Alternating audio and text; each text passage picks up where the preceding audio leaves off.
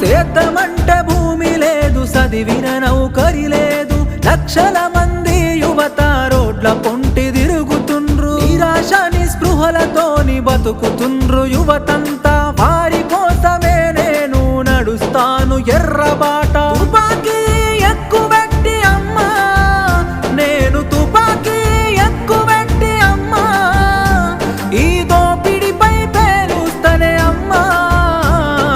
అమ్మా పొరుబాటలోనే నడుస్తనే పేదల కోసం, తిరిగి వస్తానని ఎదురు చూడకమ్మ నా కోసం. కలో గంజో దాగి మనం కాలమెల్లదీద్దాము, అందరి కోసం నీవు ఆరాట పడబోకు.